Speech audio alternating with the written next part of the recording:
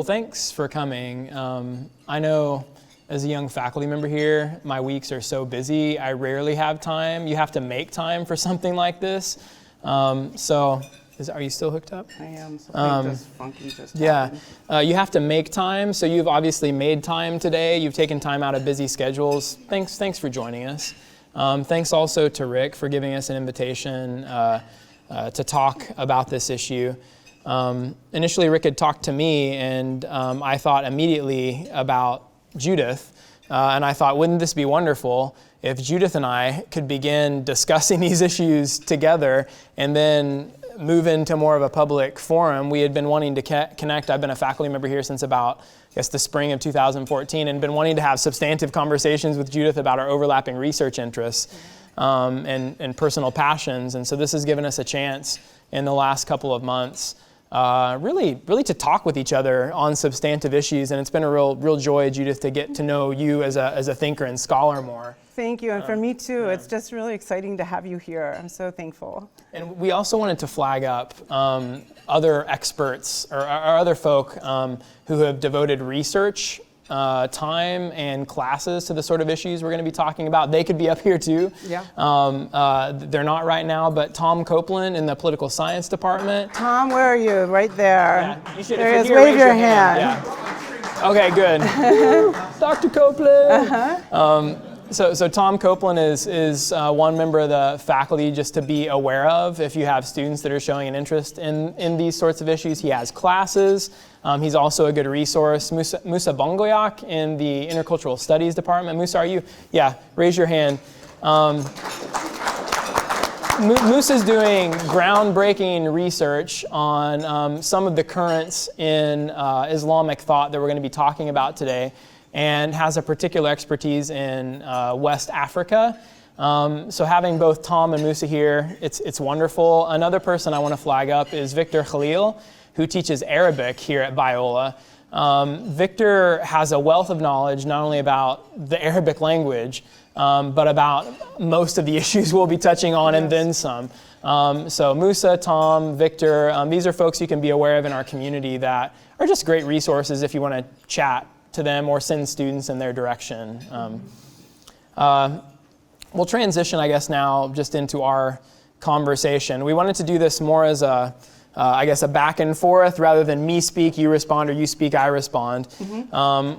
We wanted to cover some issues, and we want to leave, hopefully, some time for questions, and we'll hopefully make good on that promise. And hopefully make good on this PowerPoint slide. Yeah. I just wanted you to be able to see, but I can't turn it so... Well, I think the audience is losing it now, too. I think that it's going to come back. Okay. Because I have hope. Yeah. Oh, it would be good if we had it... What's going on? Yeah, I'm not sure. Oh, there it sort of is. Okay, so now there's a picture of my kid, with his wife. Now we've got, the ISIS flag going up on a church as they're taking down a cross. So that's the image that you have. Good. Right and did you have the statistics, or is this the first? Okay, and then also I had this one. This says, all of us are Christians. So some Muslims began to take on the nun, as well as the regular Christians who were marked, their houses were marked to identify them as Christians in Mosul back in 2014, I think. And so many of their neighbors, being Muslim, said, we also are Nasara. So then we're going, so now we're at the BeliefNet document. Well, it's kind of an easy entry into such a difficult topic. I thought we should reflect briefly on where we are as evangelical Christians, and maybe these polls don't really reflect your ideas or your kind of knee-jerk reactions, but I think they capture certainly people we know, if not us, and our constituency too, and maybe students. In 2003, this is one of the first polls done specifically concerned to focus on evangelicals. After September 11th, this was before the Iraq War, just for a little context. And at this point in time, 70% of evangelicals viewed Islam as a religion of violence. Hold on, let's see. This is 20. Which one is this? 2000. This 2003. one? Okay, it's 2000. BeliefNet. Oh, 70% of okay. evangelicals. I think it's 2003. Oh. But maybe there's a, yeah. There might be a typo. You can trust me, it's 2003. Okay, There's probably good. a typo. It was my Yeah. fault. Okay. Yeah, that's all right. Never trust the copyist. But there's an interesting additional bit of information. The vast majority of these folks still thought it important to welcome Muslims into America. The Pew poll, this is probably your next slide, Yeah. in 2003, this kind of reinforces that message that you get from BeliefNet, that evangelicals are seeing Islam as a religion that encourages violence. But there's also an association here that you can begin to draw between evangelicals and political conservatives. Not a surprise, because a lot of evangelicals are political conservatives. Political conservatives also are more likely to see Islam as a religion of violence. So you can get to the 2003 or 13. This Barna poll, I think, shows that not much has changed. Probably views have entrenched by 2013. Evangelicals are still associating Islam more than other Christians with violence. And this is an interesting contrast to Roman Catholics, only about 25% of whom are seeing that association as a really tight, direct association.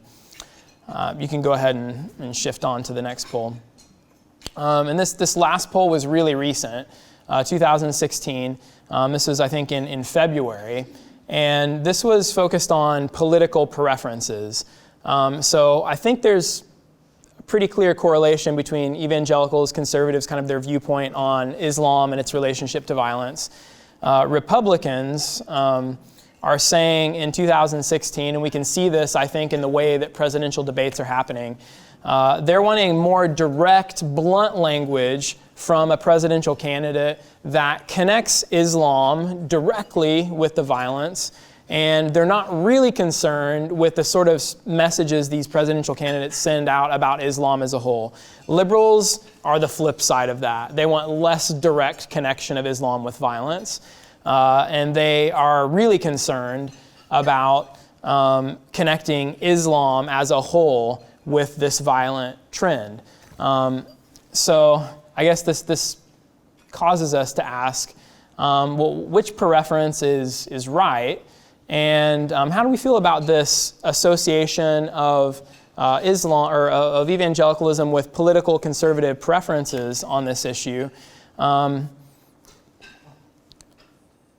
Thinking about the long history of Muslim relationship to Christianity, Christians have always had a pretty fraught relationship with Muslims. They've been critical in different ways in the past, and I think what's telling about any given historical moment is not, are Christians now finally accepting Muslims, but how are they actually being critical of Muslims? What sort of negative information is being communicated? And right now, one of the main messages coming from evangelicals and even from presidential candidates on the Republican side is that Islam is a religion of violence and that you should fear it. It's something scary. So we want to explore that idea a little bit today and possibly nuance that, puncture some holes in that, and suggest maybe some alternative ways of thinking about Islam. So the topic that we were given is Islam and terror. And so, of course, immediately you start thinking about what is jihad and also what is Islam. I mean, those are the big questions, right? Well, obviously, we can't tell you everything there is to say, even to begin. So we're just going to hit some broad strokes and get you thinking about this. What is Islam and what is terror? We know that jihad has been a fact of Islamic expansionism since the beginning. And so there has been, in some way or another, a holy war against Christendom for millennia. Well, not millennia, but a century and a millennia and a half, let's say. And so there is a problem, but Islam is so much more than the jihad, and there has always been many Christians living within the territories of Islam at peace. And so what is that all about, and how does that apply to our problems today? So Todd, the next slide actually goes straight to the Muslim Brotherhood because of what happened at Biola. So I'm showing the icon of evil picture of Hitler and Hajj Amin al-Husseini sitting together and talking. So many people have forgotten, conveniently, that the Mufti of Jerusalem in the early 20th century was trying to deal with the fall of the Ottoman Caliphate. And he was friendly with Rashid Rida and Hassan al-Banna, who had decided to try to restore the caliphate, and they three linked up. Now, the Mufti never wrote a single word about anything. He was an activist, but he was also the Mufti of Jerusalem, which means that after serving in the Ottoman army, he was sort of noticed by the British mandatory authorities as a young, capable bureaucrat who would be helpful in sort of establishing the government in Palestine. And they wanted to have, the Jewish side, and then they needed a strong Muslim side. So they picked him. He was kind of a young 20-year-old kind of guy, but he was very clever, and he started to reorganize the court. And I actually did my research in the Islamic court, so I saw his fingerprints all over everything, and he is kind of the iconic symbol of evil in the Jewish mind relating to the rejection of Israel as a state in the Muslim world. So when I was growing up, the Mufti kind of represented a bad thing, and so when I was organizing my study of Islam, I specifically wanted to go to the Islamic court that he controlled in order to get to know that particular context, so that I could understand how did Islamic law change between the Ottoman period and then what we know today is what's happening with Sharia law in that Muslim Brotherhood context. So that's the background for why the Mufti, to me, truly is sort of an icon of evil, but he's a complex man. And in the beginning, he didn't have negative attitudes towards Jews per se, because he had a vision and he was working with Jews. But as the caliphate was as the caliphate fell and was abolished in 1924, from that period between 1924 and 33, he became increasingly anti-Jewish and anti-Semitic. So, and then I have a bookcase full of books on this subject, and so we'll talk about that. Another topic I wanted to talk to you about is the whole idea of Islam and the other. How do Muslim states treat minorities? And I threw in the words Kharijism and Takfiris. Yeah. Well, that's a helpful transition. I'm wondering if we could back up just a little bit before we think about minorities. And so there's an interesting strand, I think, you've named with a very anti-Semitic, very conservative Muslim, politically active strand of Islam that comes, I think, to the fore in this picture. There was another strand of conservative Islam at this point in time. This is in the 1940s, where you have the Arab League. And the Arab League is this new group of potentially independent and independent Arab states in the 1940s coming together, trying to cooperate, not usually so well on a lot of different issues. Yeah. And there's a historian that Judith and I both admire, Albert Hourani, who I think we could probably call him one of the fathers, if not the father of modern Middle Eastern history. He was working in British intelligence during this time. He's a Christian, a committed Christian, and he has connections during this era with a fellow named Musa Alami, who is a conservative Muslim, but is very, very frustrated at the Grand Mufti of Jerusalem, who's wanting to side with Germany at this point in time. And he's looking to create a pro-Palestinian, pro-British, not necessarily anti-Jewish, but possibly anti-State of Israel, I think, at some point. Yeah, secular. Yeah. He was a secularist. Yeah. In the 40s, they were trying to build a coalition. And this was the alternative, I think, in terms of the Arab-Israeli or the Palestinian kind of debate. And this branch that Judith has highlighted has become, I think, more of the dominant trend. And this idea that you could be pro-Palestinian,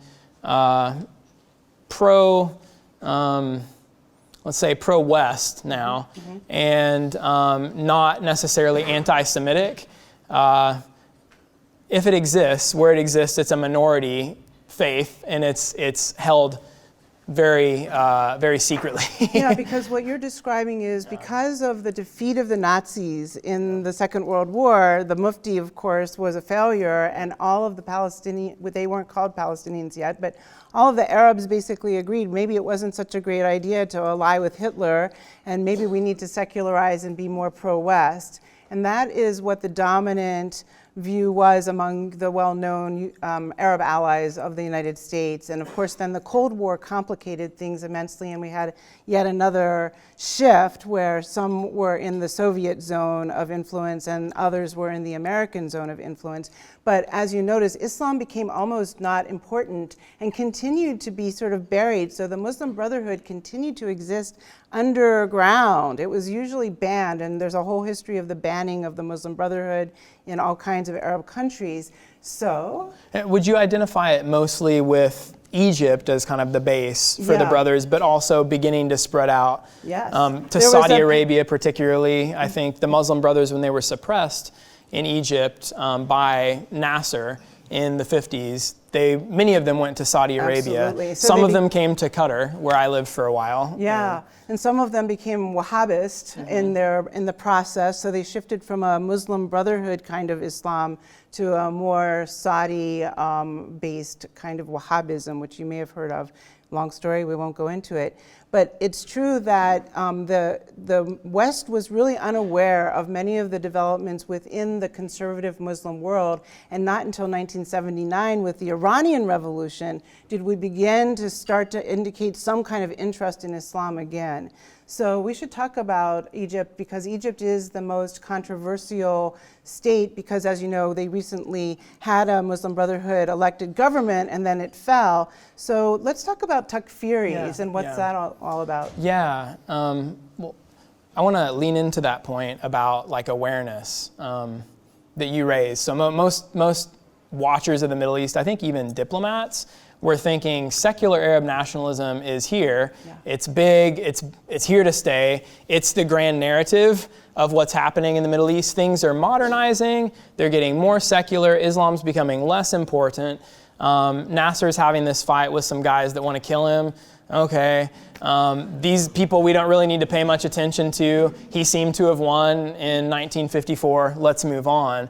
But there are these undercurrents that are steadily gaining more strength, and I think they're mixing then with, Judith was highlighting, this idea of a certain kind of very conservative Islam that's represented by Saudi Arabia, and you get this strange hybrid that develops that emerges onto the scene more so in the 1980s, 1990s, and recently. But to start with this takfir idea in terms of Muslims and how they think of the other. I think we've been talking about anti-Semitism and dehumanization of Jews in Islamic thought, which I think is really prevalent. And I think it's a little different. It doesn't always end in violence, but it's a little different than the question of like the thought process that Muslims go through to get to the point where they feel like they could put on a suicide vest. And they feel like they could fly a plane into a building. So the majority of Muslims I've met have been, at least this is in the Middle East, my students I'm thinking of in particular and even colleagues, have been virulently and scarily anti-Semitic. I taught a class on Middle Eastern history, and as I taught there for about 4 years. As I continued developing the class, I kept expanding the time that we spent on the development of Zionist thought because I realized, this is not something that's ever going to get discussed. My students would think about Israel as Voldemort and Harry Potter. That's often where I started discussion. Yeah. I said, well, here's the state whose name we won't name. You don't mention it in your textbooks. You never get to talk about this. We're going to talk about this for 2 or 3 weeks. So there's that strand, and it's complicated. It's fraught with peril, and who knows what evil will come out of that. But there's also been this long conversation, which doesn't always dovetail with debates about anti-Semitism, about when you can use violence and who you can use violence against. And there's been a big shift. I think this is a historical shift in Islam, engaging in takfir in a way that that was never okay in the past. Well, what is takfir? Well, this is basically looking at your Muslim neighbor and saying, this person may profess they're a Muslim, but they are in fact not a Muslim. You could do this on the basis of, well, maybe they don't support the idea of an Islamic State. Well, maybe they don't comport themselves in a way that seems to be Islamic to you. But this also extends to the ruler. So for many years, it would have been taboo to say about the ruler, regardless of what political policies they pursued, that this is, even though he may profess to be a Muslim, that this ruler is not a Muslim. And there's been a real shift in Islamic thought coming from the strands, the more violent strands in the Muslim Brotherhood in Egypt, mixing with thinkers from Saudi Arabia, people who had experience in the Afghan jihad in the 1980s, suggesting that, no, in fact, we can name people as non-Muslim, as apostate, and that this, in fact, justifies rebellion. So that's a big shift. Yeah, so I was at a conference at Gordon College, and there was a Muslim colleague from the area, from our area, and he explained to me what kufr means. It means those who are ungrateful for God's blessings. So we usually translate it as infidels, or takfir means to call someone an infidel. So what happened was Sadat had made peace with Israel, and you may remember, or maybe you're too young to remember it, but you know that some, what we would call radicals, let's just call them radicals, assassinated Sadat, whom I had met once. So when he was assassinated on TV live, I was seeing a man who I knew, who I'd shaken hands with, being assassinated. It was visceral for me. And he was killed by these radicals who felt that Egypt was no longer an Islamic state. That's 1981? That was 1981, I think. Egypt being the home of the Al-Azhar University, which is the thought shaper for the Sunni world. So this is like saying to the Sunnis of the Middle East, you are not Muslims. You know, you need to go further. And so all of the Al-Qaeda stuff that you've absorbed over the years, Al-Qaeda comes out of the first group, Takfir wa Hijra. Hijra means to leave, to go to a new place, and that's the roots of Al-Qaeda, to leave Saudi Arabia and go to Afghanistan and establish a base, which was a virtual base, right? And to develop a worldwide jihad against the Crusaders, the Zionists, and the Sunni world. And of course, then there's the murky question of the Shiites. So the Kharijism, when the king of Jordan talks about Middle East terrorists, let's just call them that, he calls them Kharijites. Kharijites means those who go outside of Islam, and he translates it on the website for the Jordanian country. They're called outlaws. So these are outlaws. They've been called bandits. In Ottoman history, there were other young men who were terrorizing the countryside, and these bandits were known as Kharijites. And it's a marker of Islamic history all the way back to really the first caliphate of Islam, the first Umayyad dynasty. We had Kharijites. So these are the ones who no longer respect law and authority, who condemn those who are claiming to be Muslims as non-Muslims. And so they are almost like anarchists, you know? It's like nobody should have the right to rule but us, but we don't really have a plan, you know? All right. So then we wanted to also mention, well, what about Biola as a little microcosm for the great... I'm step sorry. in and just build on your point. I think that shift to the practice of takfir is like huge for imagining the possibility of the terrorism that we see now. And I just wanted to highlight, I think, the two other shifts that I see as key. I'll be interested actually, Tom, in hearing your, like the ways that you might define terrorism. The way I think of Islamic terrorism is, first, you have to be willing to engage in takfir. Second, you have to have a picture of society that the evil is so pervasive around you that you're willing to actually do something violent to shift that. Preaching, teaching are not enough. And I think this comes in a particular current of the Muslim Brotherhood, represented by Sayyid Qutb, who is a more he's on the more violent end of the Muslim Brotherhood spectrum, and he named one thing about the contemporary setting that seemed to, it's provided a grounds to justify a lot of violence in the last couple of decades. And that was with his shift in the notion of Jahiliyyah. So there's, Jahiliyyah that's Islamic, like pre-Muslim times, that's the ignorance that existed before the Prophet Muhammad came and corrected this ignorance. So it's a historical period in time. Very rarely throughout Muslim history has it been named as something beyond that.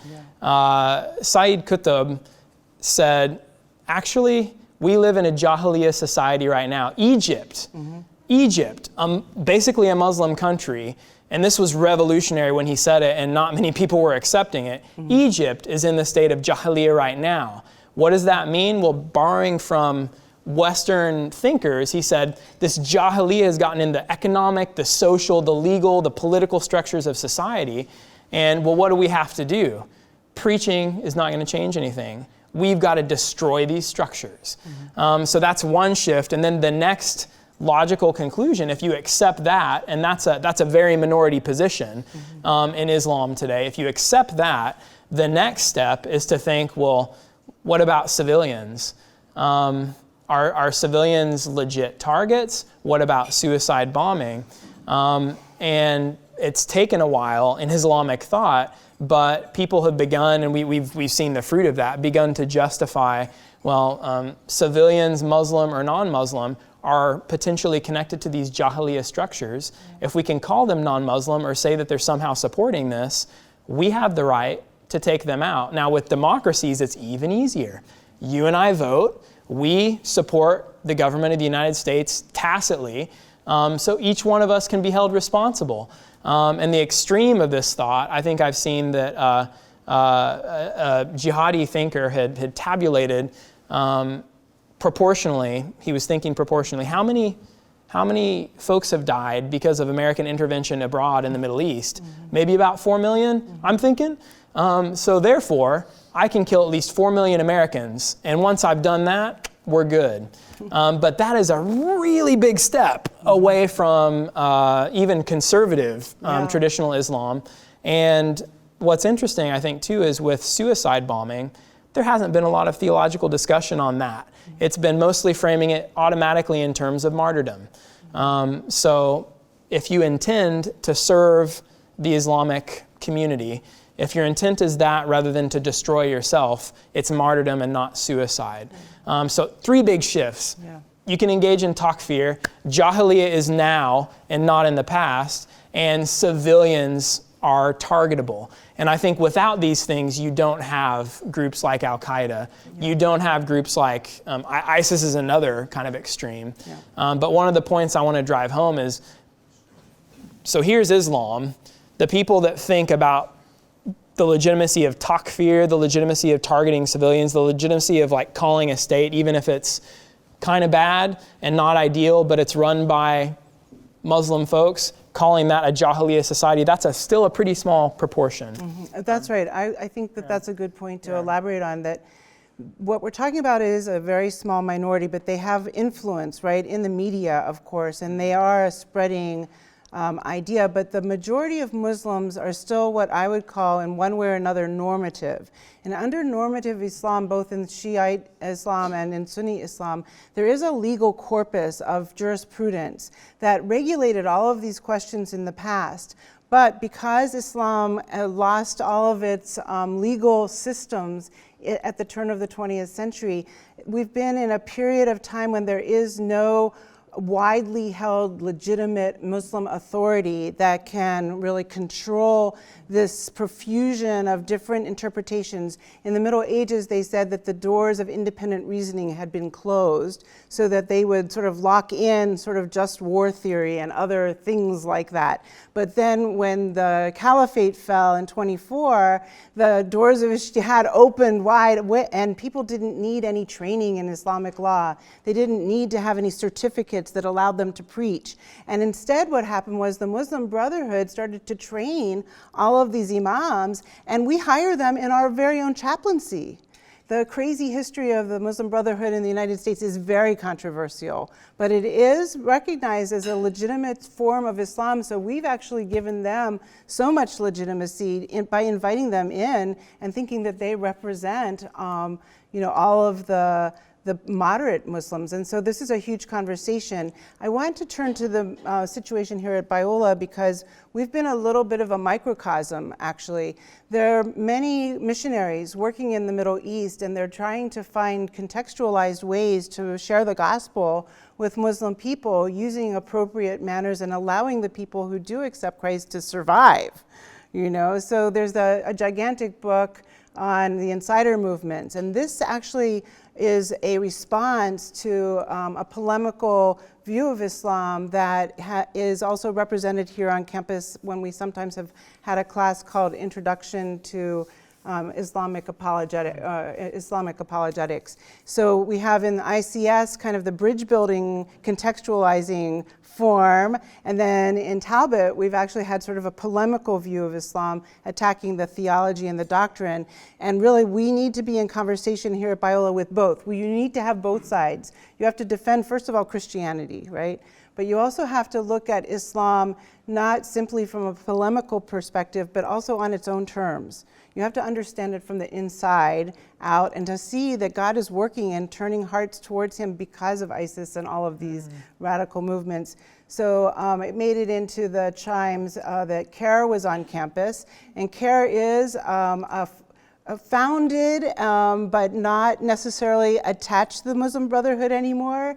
Each individual who's in CARE may have their own story, and really this is a question of intelligence. This is not something that you can easily find reliable information on, and usually any information that you do find is so sort of extremist that you just don't know what to believe. But generally there is a peaceful kind of approach to the Muslim Brotherhood, and there is a pietistic trend. We want to talk about that? Yeah. So Judith is bringing out, I think, really well the difficulties of engaging with Muslims today because of this huge, I would almost say, like, the Reformation's already happened in Islam. People talk about, well, it needs a Reformation. No, it's already happened. Things have been democratized in terms of authority, and what do we have? We have chaos. Yeah. You have a very small group associated with violence, making, I think, a lot of people fearful. And then you have a lot of other groups with various different orientations, some closer to that, some further away. And it's just a sea of information, and I think folks don't know how to navigate. Right. Well, what sort of Muslim am I talking about? So that's where Rick is indicating time is almost up. So I'm going to flick through some slides, and you can come and talk to us at any time. Would it be okay to open up? Could we open up maybe 5 or 10 minutes of questions? Yeah, we do want to. Yeah, let's have some questions, and I'll also flick through some things, so just take note as we're flicking through, and if you want to come back and talk to us. So we wanted to problematize this notion of Islam as violent, but also fully acknowledge Islam has been extremely anti-Semitic in the past, and also suggest that even within the Muslim Brotherhood, there are different currents. There is a peaceable, kind of more democratic, more parliamentarian, like politically processual movement. Right now, that probably is less ascendant than a more violent trend in the Brotherhood. But it has been influential in both ways in the past. So anyway. Yeah, questions. We would love to, Annika. I was intrigued by, at the very beginning when you were mentioning American politics, I would love to hear you guys give any kind of advice in terms of, what is the image of America that's out there in the Muslim world? Is there a way in which one of those extremes over the other would be a better kind of something that would deter people from choosing the jihad option? Is there anything we can do, or is it kind of like they have their own thing going and whatever we do, they're going to be mad? Does American presidential rhetoric matter? And if it does, like, how can we kind of turn it to good? I don't know. Judith, you want to start with that, and then I'll. Oh, I think I'll let you. All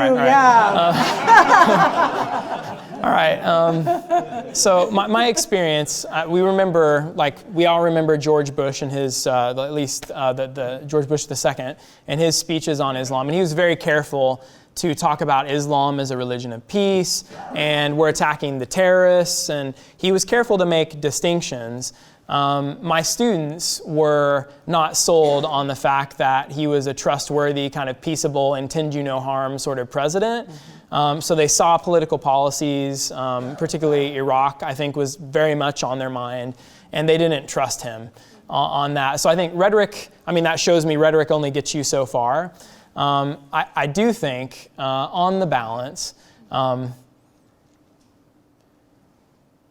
we need to think a lot about Muslims in America, almost more than how this is reading in the Middle East. So there's a mosque right down the street on Imperial Highway. You may have Muslim neighbors that you don't even know about. There are quite a few that live around me in East Whittier that I've seen at the mosque. And many of them have been victims of the radicalism. Yes. That's one of the reasons why they're here. Right. And so we're recommending, some books as I flash these through, and we can get this PowerPoint to you so you would have the titles. We'll post it. yeah. But we do want to continue this conversation, and we would like to offer an idea to Rick. Yeah. And is it okay if I finish that thought? I want to give a Roman Catholic analogy briefly. So Roman Catholicism was the big other in the 19th century for a lot of Protestant Christian Americans. And they thought, okay, this is going to be awful. We get Roman Catholics in this country. They're going to start listening to the Pope. And if they get in a position of political power, they're gonna steer us in this awful vassalage to the Pope direction. It's gonna be horrible. Well, what happened? Well, Roman Catholicism, for lots of different reasons, in America developed this really interesting dialogue with American liberty and democracy, and became a really useful mediator with the global Roman Catholic communion. And as Judith's saying, a lot of these Muslims that are in America are coming from violent situations, circumstances. They're fleeing the sort of thing that we're also scared of. And they're also open to American culture because it's, at least somewhat, because it's giving them a refuge. So I think if an American president can be very careful in the way that they're framing conflict, such as not to broadly paint all Muslims as potentially problematic, this is at least going to open up rhetorical space in the American conversation for this possible fusion of American values with Islam that I think is very possible. Yeah, I agree. And Are you identifying particular individuals who aren't speaking that way, or would you rather just... No, I'll say it. I think Trump, his rhetoric is harmful. I think Ted Cruz's rhetoric is harmful in this respect. It's not the only thing about them, but I think those. Okay, so yeah. All right. No, I'll name names. So we have a group of faculty, Dr. Bongayak, Victor Khalil, Dr. Victor Khalil, Todd and I, we want to start a little faculty reading group, and we wanted to start with the Study Quran, which is it's very interesting philosophically, and so I'm looking at Dave Horner, who I think would be really interested in this from a philosophical perspective. And then another book, Inside the Brotherhood, very excellent book that talks about the spiritual disciplines that are being exercised in the Muslim Brotherhood in this sort of pietistic movement that has emerged. So it's very interesting. There were a lot of other topics that we wanted to cover, like Allah, the word Jehovah, and rather, a lot of things associated with that because of Miroslav Volf and what he wrote in his book Allah. And since we had the Wheaton controversy, we thought we would at least alert you to that. And I wanted to show you a picture of me with my head covering, and then the wife of the former imam of the Al-Aqsa Mosque was with me as we traveled the West Bank together back in 1985, I guess, and she was not wearing a hijab. So we want to talk to you guys about the hijab. That's one of the things we'd like to continue to do. And then Dr. Bongayak wants you to know that we have some events coming up. Sister Maryama, a Somali Muslim, former Muslim, is going to be speaking on April 26th, and on May 10th, he's going to be doing a little talk on reaching our Muslim neighbors. So if you're interested in those, talk to Dr. Bongayak, and I have one flyer here if you'd like to have it, Rick. You can, you don't have to take it now. We also have a bibliography. Yeah.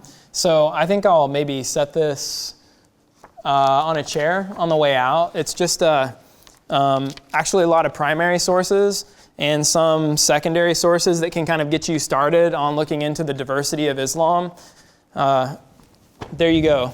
There should be enough copies for everybody. Any other questions out there? And you could, yes, Dr. Boulos, yes, Galadima, you were first. No, she should ask. Oh, okay, Hayan. I was wondering if you could talk about the European political context of Muslims, particularly in France, and the political rhetoric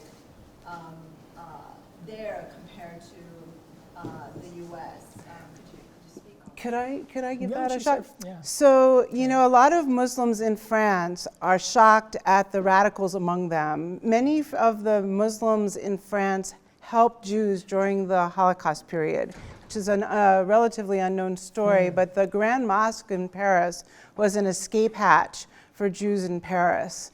And there is documentation for this, the story has been told. So a lot of the secularized Muslims who are very much like American secularists, but they're very irreligious, right? So they're just in culture Muslim. And they are proud of the great legacy of Islamic civilization in terms of knowledge and art and all of that.